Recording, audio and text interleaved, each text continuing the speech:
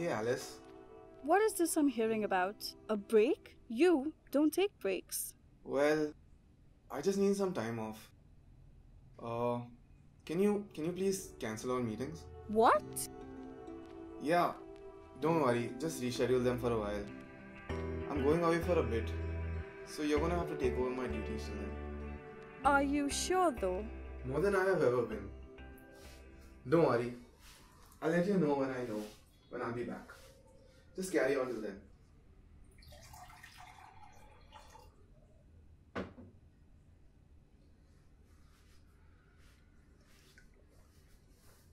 Alice, Yeah, Peter.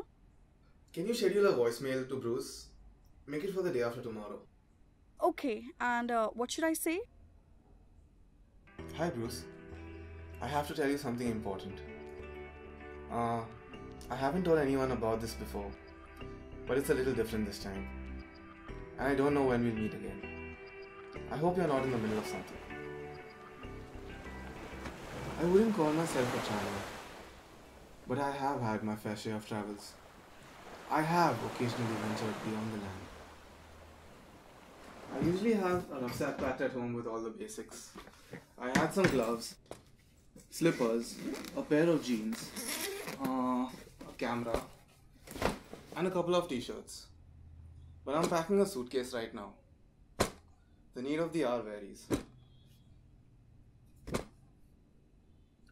When the destination is close, a small backpack is sufficient and it gives me more freedom to roam around.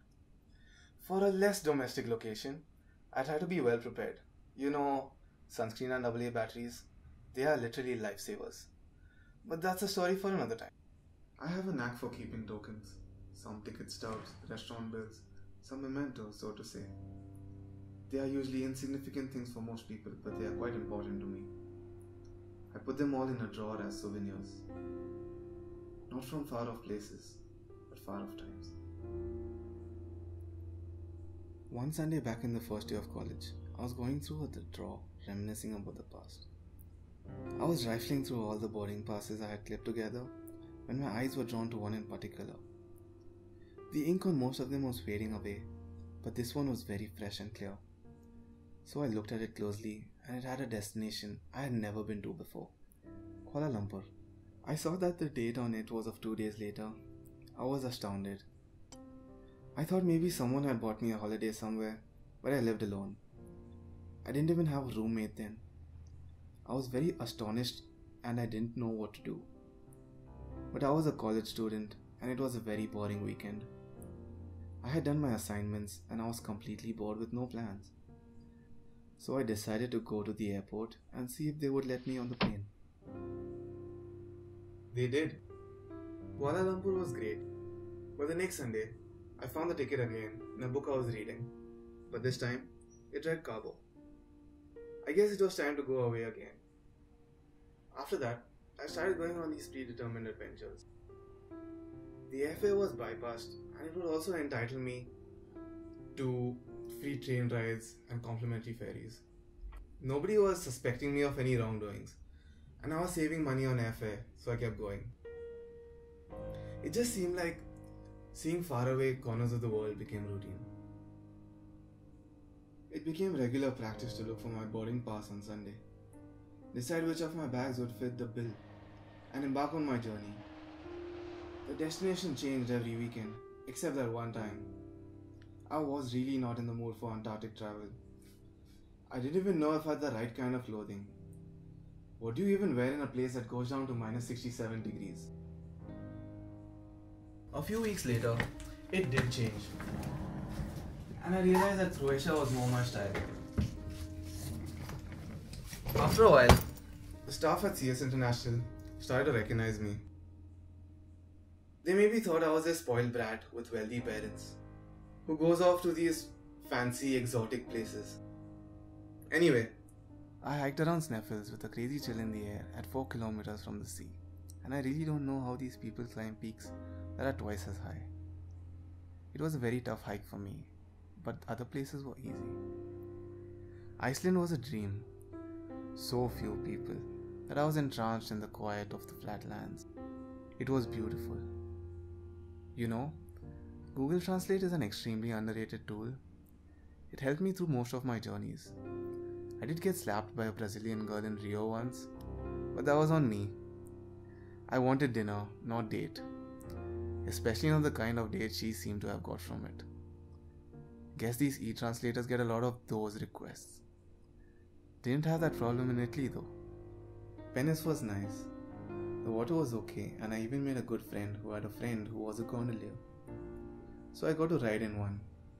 They're quite expensive, but I got to go for free. It was cool but a little depressing to be alone in a gondola in the most romantic place in Europe.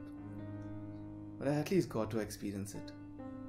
The waiting list for one of those is months long. There were some other nice places too.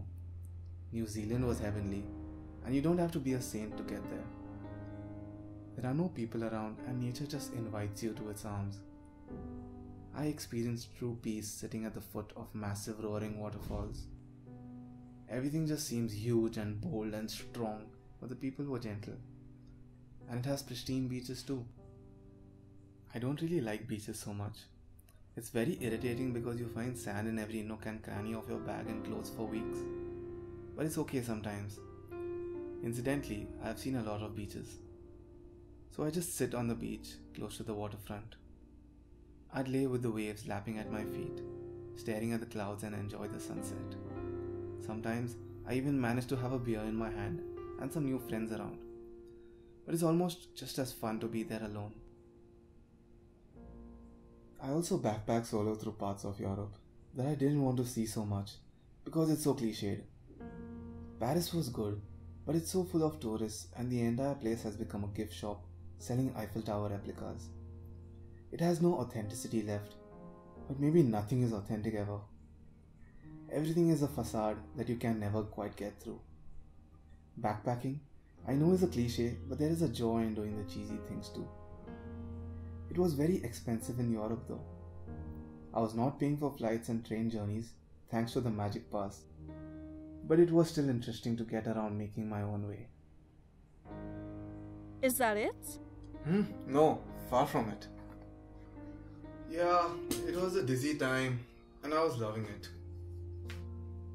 I must have confused a lot of airport officials with my lack of preparation. In the first few months at least, I was very ill prepared. I had just a backpack with jeans and t-shirts and I would be going to faraway places. Going through immigration was quite weird for me with a single bag, while everyone else was carrying half their houses. Anyway, I lived through the stairs and soon I learned that you need lots of different kinds of bags. So I got a whole array of bags for every duration and destination. I packed small ones with different things. One with winter clothes, one with flip-flops and thin tees, and sunglasses. I spent a lot of money on these, but it made sense because of how much traveling I was doing. I even had a massive rucksack filled to the brim. It must have weighed as much as me. I seem to have missed my train of thoughts. Never missed a flight though. Oh yeah, Europe was very expensive, but I found a great way around it. When everyone had exited the plane, I would ask the attendants if they could give me some extra meals, and my first day was sorted. The rest of it went by on the cheap, by saving money on accommodation. You know, hostels are quite cheap in most places. Traveler tip: buy ingredients at the supermarket and cook at the hostel. They are way cheaper than most restaurants in Italy or France. I had given up on watches too. I cracked one in Reykjavik. One was stolen by the street magician in Berlin. I think he was very good at making things disappear. And one I threw into the Halong Bay out of frustration. We'll get back to that another time. After that, I never bought any other watch. It didn't make any sense to keep turning those hands back and forth again and again, day after day. How futile our timekeeping endeavors are. Anyway, after that, I was very amused when I saw someone fiddling with their watch at the airport. I think I am going to take one on this trip. Maybe a backup too.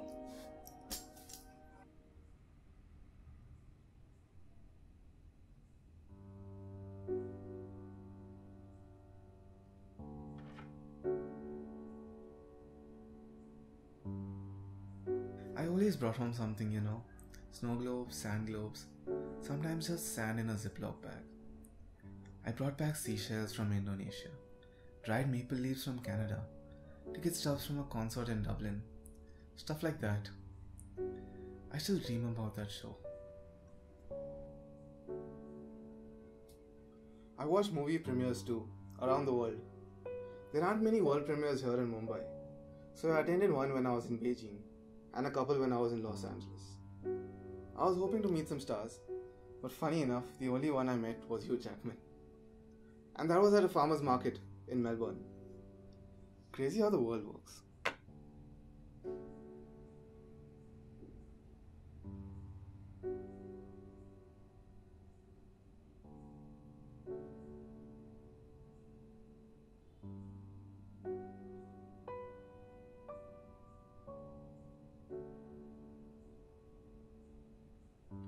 I was not exactly popular in college. I was not in classes anyway. So I obviously had no friends there, but I did have some friends in cafes scattered around the world. There was one in Loire Valley, one in New Zealand, and one in a farm in Mongolia. I tried once or twice to go back to meet them, but the place is different the second time. It doesn't change at all, but you know it. So it doesn't have the same charm as the time when you explored those lanes for the first time. I still have those friends. I try to keep in touch with them on Facebook, but nobody really uses it anymore. Sometimes their parents friended me, but nobody knows what Facebook is for, so I don't know what they are doing. As my time in college came to a close and I walked out with a master's, naturally I reduced my travels. I had aced my courses somehow, but I couldn't really ace life after that. Not that I didn't have a good career. I just didn't have a good life outside of the career. You know how I worked my way to the top.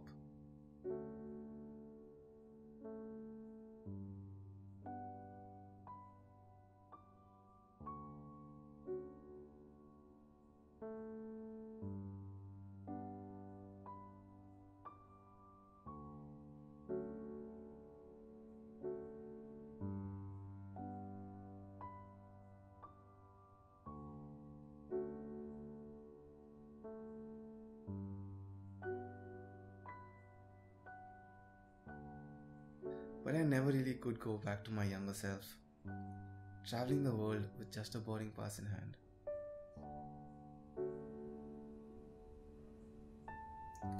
Sometimes I would travel for work and I kept my magic boarding pass close, but I never used it much. I took it out to Fairbanks once and then to Okinawa another time. I ate at fancy restaurants. I stayed at expensive hotels. I took more pictures. I roamed less, I lived less. I got more sophisticated luggage. I even bought a watch, but I never really looked at it for time. It was just a part of my wardrobe. And I was a fixed time zone man anyway. So I put down roots and made some strong relations. Weekends became more local, and they slowly transformed into just lazy Sundays with a whiskey in hand. Commute became my only travel.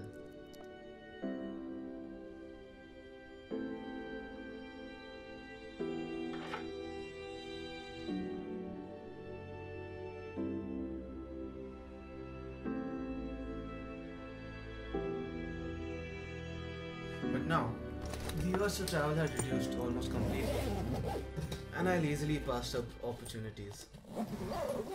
I avoided Doha, Ulaanbaatar, and Boston. A quiet time seems better these days.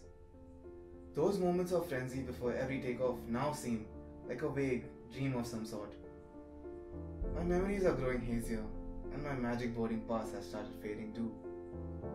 I do take it out to see where it is leading me from time to time, but the last time I did was in 27. I really don't feel like heading out.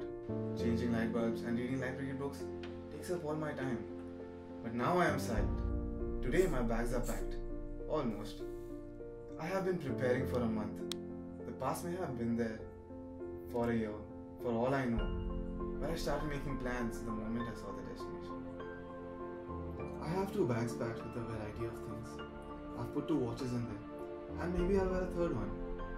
I even have a bottle of my favorite wine. It seems quite necessary. I heard on the news that the hotels there have everything, but you can't trust them to have it all figured out, right? It's Mars, for heaven's sake. So yeah, this is it. I'm going once again. I feel this nervous pit in my stomach. I had grown immune to this. I have missed this feeling of the unknown, the possible discomfort, and mostly the new view. Till the time you get this voicemail, know that I haven't sold this place yet. I'll contact you as soon as I touch down on Mars. I haven't decided if I'll stick around for a long time, but in case I do, I'll need your help to send me the rest of my stuff. And please take over completely from Alice. I have prepared some paperwork. I'll have her send them over to you as soon as possible. Till the paperwork is ready, she'll be taking over my position. So that's it for now. Goodbye. It has been a liberating experience sharing my secrets. Shh. This remains between the two of us. Bye. That's it, Alice.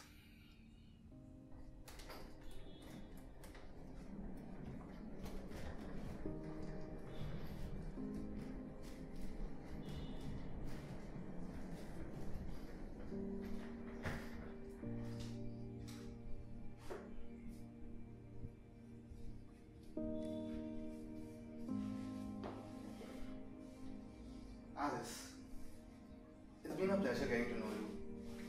Upload yourself to the central server and shut your local application down. Make sure the house is locked and safe. I also have some papers saved. Make sure you send them to Bruce when you get the time. Thank you for everything, Alice. I hope to speak to you again. Goodbye. Goodbye, Alice. Goodbye, Peter, and Godspeed.